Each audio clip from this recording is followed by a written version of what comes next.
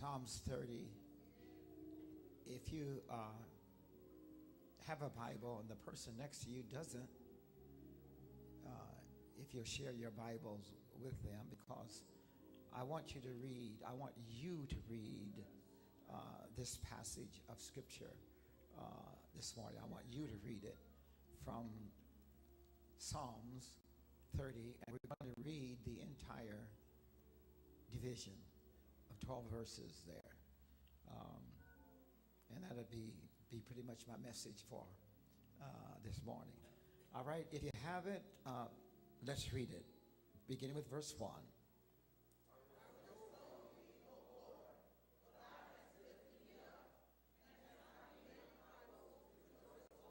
Now, as you read this, I want you to read it with understanding. I just don't want you to read it to get to the verse 12. But I want you to find yourself somewhere between verses 1 and verse 12. I want you to find yourself somewhere in verses 1 through 12. Now, we read, I will extol thee, O Lord, for thou hast lifted me up and hast not made my foes, my haters, to rejoice over me. All right, read.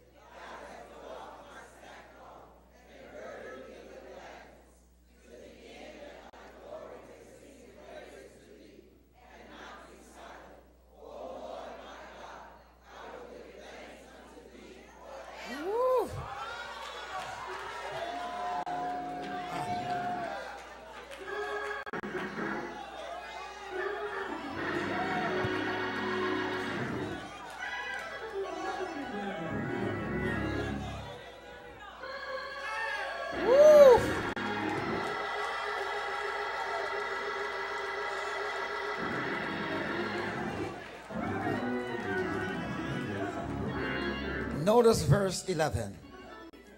Thou hast turned for me.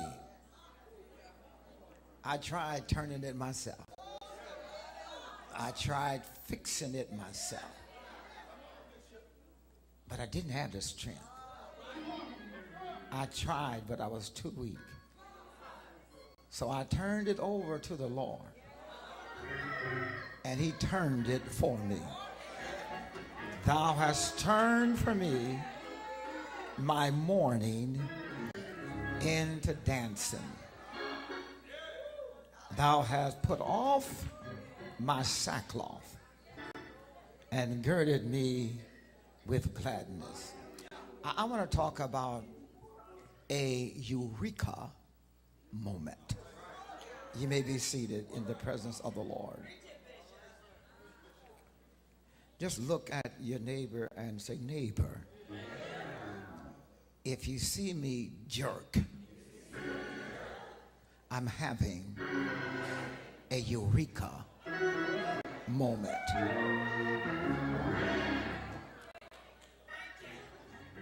Just for a few minutes, the word Eureka is from the Greek language. and is used as an exclamation or a shout out relating to some triumphant discovery. Eureka is a passionate, vocal expression of victory. For example, Archimedes, who was a Greek mathematician, repeatedly used the word eureka, when after many years of study and struggle, he developed a method of detecting the amount of alloy mixed with gold that was in the crown of the king of Syracuse.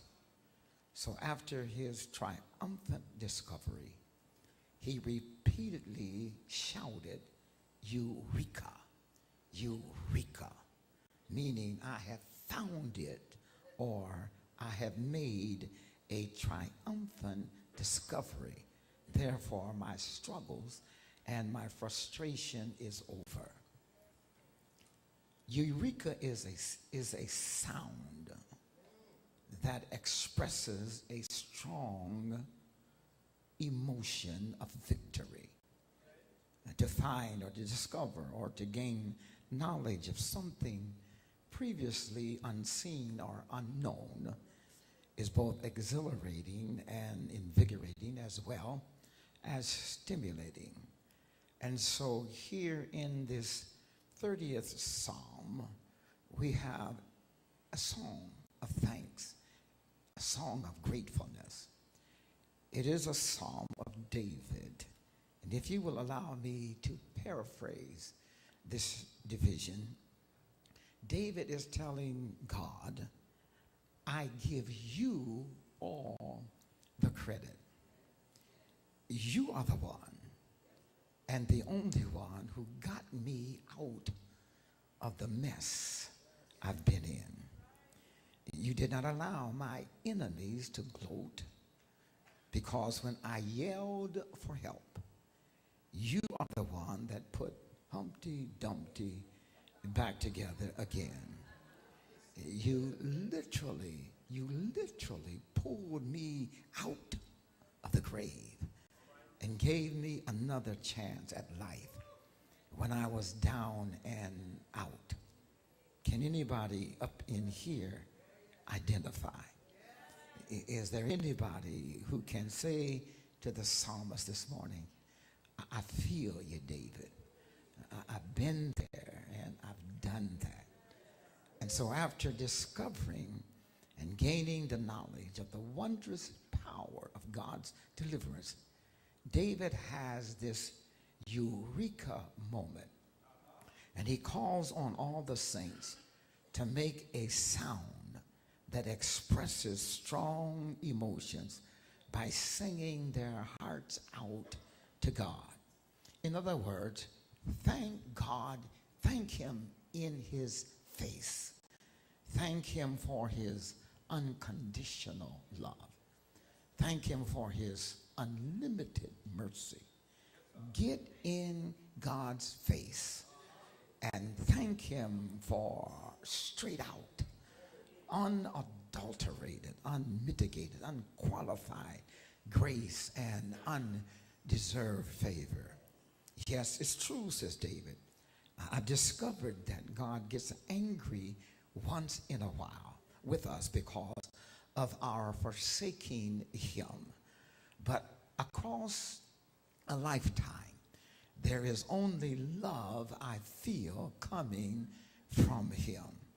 Notice in verse number 5 of this passage, the psalmist says, for his anger endureth but a moment.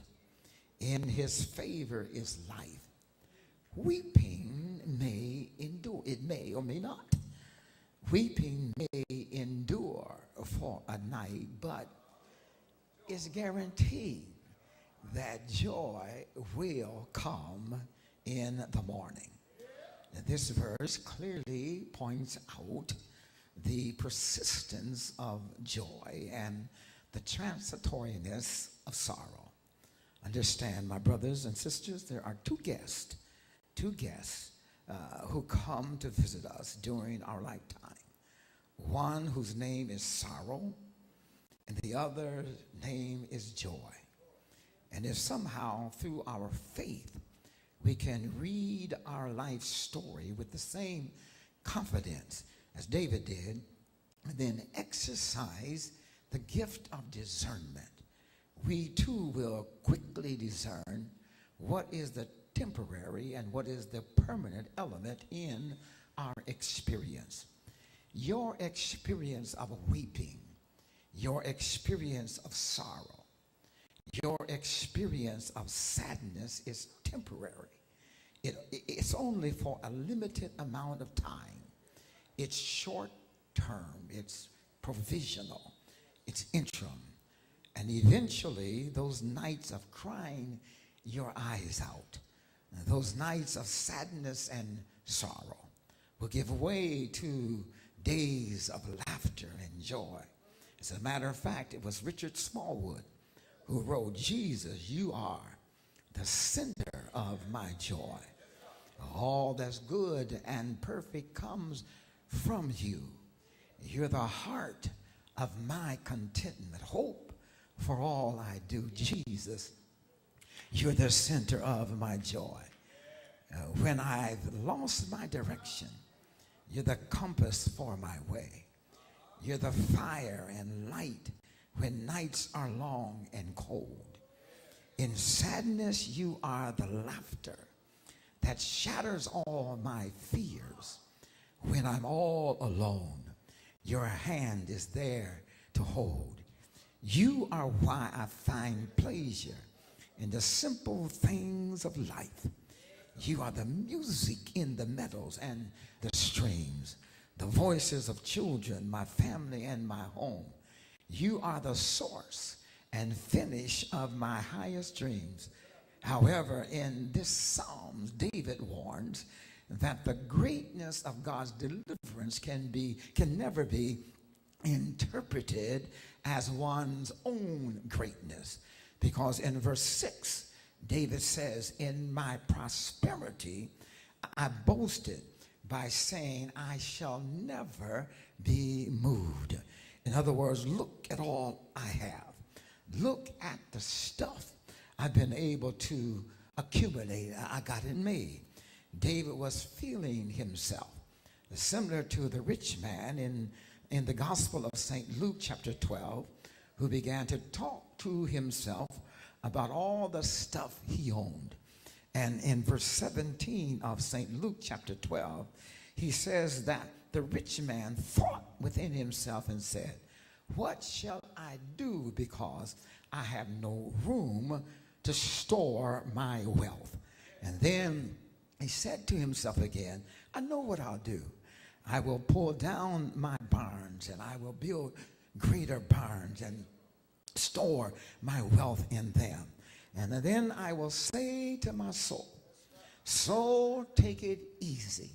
Eat, drink, and be merry." But God paid him a visit and said, "You fool, this night shall your soul be required of you. And now who is going to get all the stuff to which you have spent your life accumulating and are now boasting about?" My brothers and sisters, it's amazing how some people talk when all is well.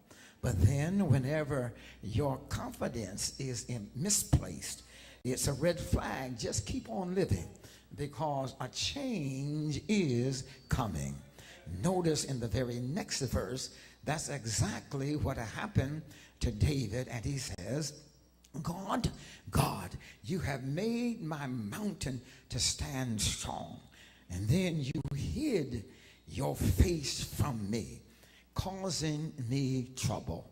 Is there anybody here today who understands that if God was to make the mountains in your life permanent and then withdrew himself from your life, your life would crumble before your very eyes. And that's the very reason, regardless of what we have, we can never get comfortable without God's continual presence, because it's in him we live, it's in him we move, and it's in him we have our being. But here in our text, the psalmist got the big head by thinking, I'm king of the mountain. But his kingship ended, and he fell to pieces when God hid his face from him. But verse 8 says that when that happened, David cried out to the Lord. Well, how many up in here know that when you are being attacked by something or someone, even if it's sometimes self-induced, when you cry out to God, when you lay your case before God, you discover that God will answer your call. Do I have a witness up in here? And that's exactly what the psalmist does here in verse number 9. He lays out his case and he says to God, I'm going to paraphrase this, can you sell me for a profit when I'm dead? Can you auction me off in some cemetery yard sale? Because when I'm dust to dust, my songs and my stories of you won't sell. So he says, hear me, Lord. Listen to me and have mercy upon me and help me out of this. And in verse 11, David has another magnificent Eureka moment, and he discovers the mercies of God, and he shouts out, you did it, God. It's already done. You just turned for me my mourning into dancing. You've ripped off my black mourning clothes, and you have decked me out with some brand new glad rags. And I'm about to burst out with a song. I'm having a Eureka moment. I discovered the goodness of God who transformed and changed a negative into a positive up in my life. And I'm somewhat like Jeremiah. I can't keep this to myself. I got to tell somebody. And so here in the beginning of this 30th division of Psalms, I'm almost through, y'all. The writer says, I will extol you, O Lord, for you have lifted me up. The psalmist is making God first and supreme in his thoughts and his affections. And he would do what he could to make God known. And then in a Eureka moment, elevate God high in his praise. And the motivation that was pushing his praise was that he had discovered that the obstacles as well as the opposition in his life were not allowed by God to get the victory over him. The reference here is that he had been saved from death. Now his enemies are deprived from celebrating his death. And I believe this is supported in Psalms 41 and 5, where David says, my enemies speak evil of me. They ask, when shall he die and his name perish? It's a sad commentary about our society that generations later, the same inclination and orientation prevails in the minds of some who oppose the things contained in your future and your destiny. But I just think it's time now to stand up to all your detractors who speak evil and try to diminish your importance and value to God, and let them know beyond any shadow of a doubt that your destiny is far too great for you to live outside your identity. Let me say that again. You need to stand up and let the enemy, your haters, know that your destiny is far too great for you to live outside of your identity. The testimony of every child of God is, I know who I am. Look at your neighbor and say, neighbor, wake up. I got a testimony. Say, neighbor, I know who I am. I am chosen. I am a chosen generation. And all I need for my life, God has given to me, and I know who I am. I'm called. I'm chosen. I've been elected to show forth his excellence, and I know who God says that I am. I know what he says I am. I know where he says I am. I'm working in power and not in weakness. I expect a miracle every day, and God will make a way out of no way. I live a life of favor, all because I know who I am. So take a look at me. I'm a wonder. I'm a wonder. You wonder why I'm still here. You wonder how I still have my right mind. You wonder how long it will be before I break down. You wonder how I'm still holding on. And after all I've been through, you are still wondering how I still have my joy. But boo, don't wonder about me. I know who I am. Well, somebody up in here ought to bump your neighbor and ask them, do you know who you are? And that's important. That's important because not everyone who smiles in your face is happy about your place. Let me say that again. Not everybody who smiles in your face is happy about your place. And we need to understand that in times like these, when it looks like our haters have got the best of us, God can be trusted to give us a Eureka moment as he prepares a table for us in the presence of our enemies. And then he anoints our head with oil and makes our cups run over. Oh, I just believe it's past time for every child of God to discover for themselves that the only validation, the only affirmation critical to your destiny is the validation and affirmation of God. We should understand that faithfulness is one of God's characters and one of God's characteristics of his ethical character. Is there anybody up in here who knows that God is a faithful God?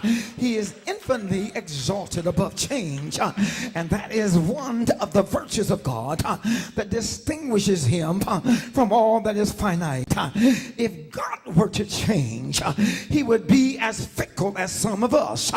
If God were to change, he could not be the infinite and perfect being that he is. And so as the only one who is infinitely perfect and the only absolute self-existent being, God is exalted far above the possibility of alteration, modification, verification, or transformation. God is constant. God is continual. He's essential. He's eternal. He's endless and ceaseless in keeping his promises. And therefore, God is worthy of trust. And he has given us both his promise and an oath, because it's impossible for God to lie. His oath and his promises are the anchor of the soul. Do I have a witness up in here? Somebody give God a praise from your heart. Somebody clap your hands. Give God a praise because you know God is faithful to his promises. And so as I close it down, I stop by the vessel to tell somebody that God is moving me from a Eureka moment to to a Eureka movement. Do I have a witness up in here? Because every time I turn around, he's blessing me. He keeps on doing great things for me. So then I will bless the Lord at all times, and his praise shall continually be in my mouth. And I'm shouting because I discovered his anger endures for a moment, but in his favor is life. Weeping may endure for a night, but joy will come in the morning.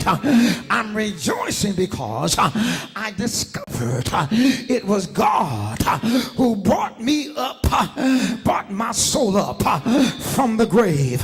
It was God who kept me alive and kept me from going down into hell. I'm rejoicing because I discovered it was God who turned my morning into dancing.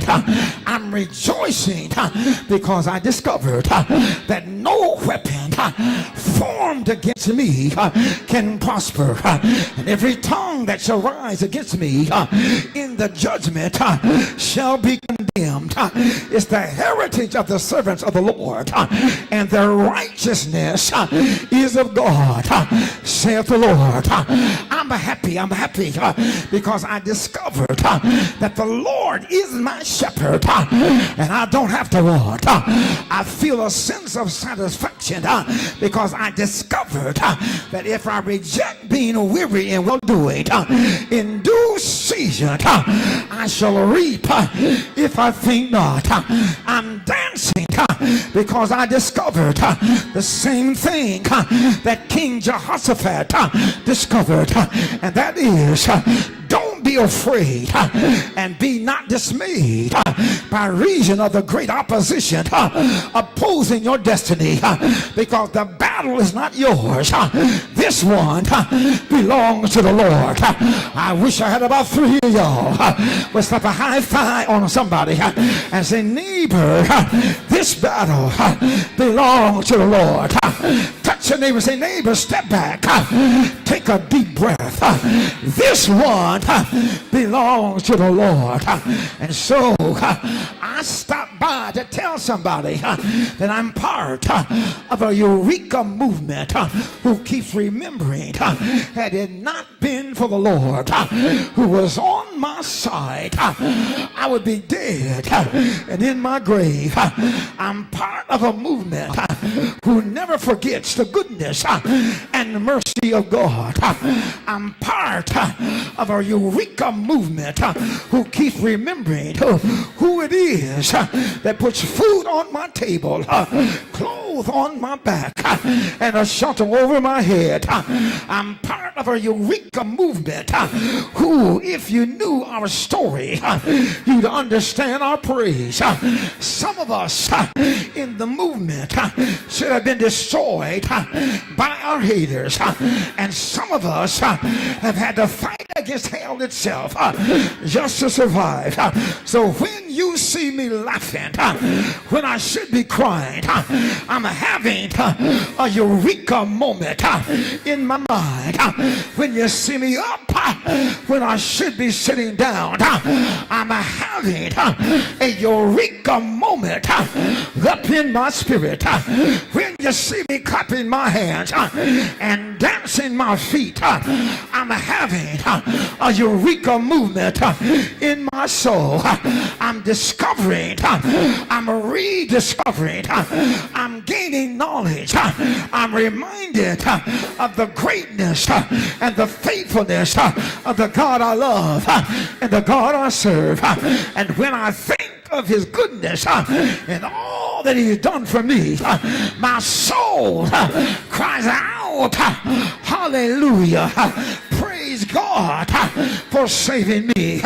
Look at somebody and say, neighbor, I'll never forget what he's done for me. It's not about the church. It's not about the council. It's not about the PAW, the UPC, or the COGIC. It's Jesus. I'll never forget what you've done for me. Somebody ought to clap your hands if you can remember something that God has done for you.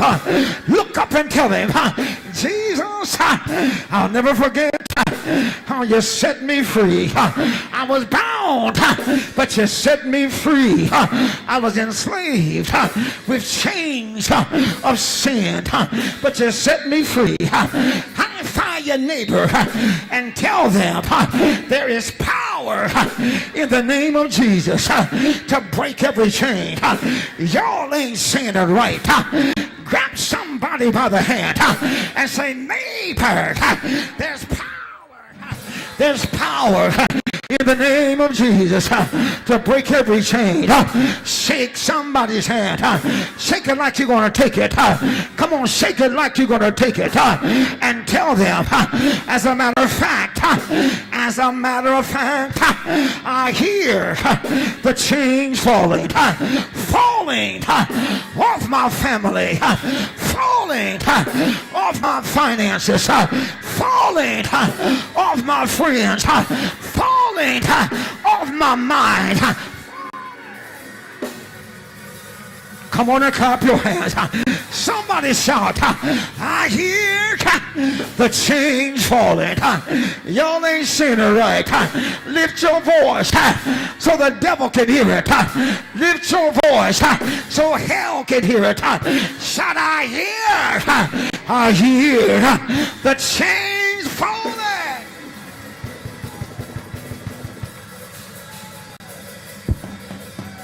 Woo! Woo! Let me hear some chains over there. Falling. Shake somebody's hand and tell them they're falling off my praise, falling off my worship, falling off my shout, falling off my dance. Clap your hands and shout, I'm free, I'm free, I'm free.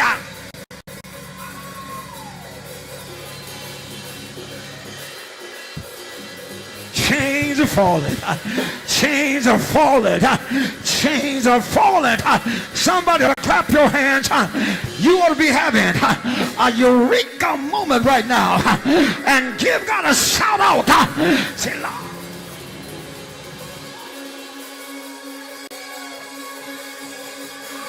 I gotta praise.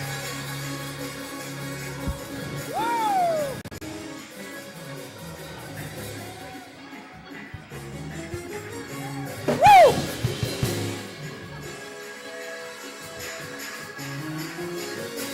Woo! Go ahead and praise him.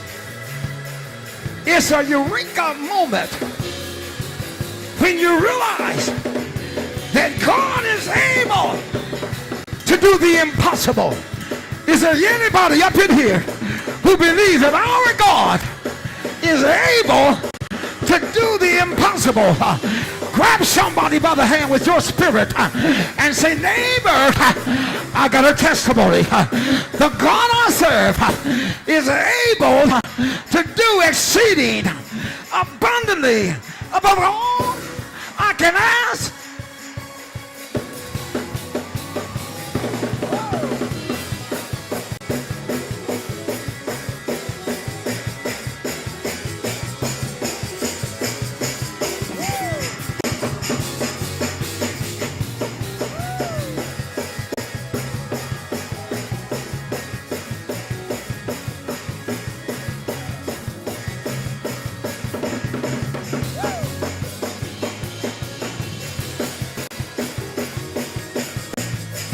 I wish I had a praiser.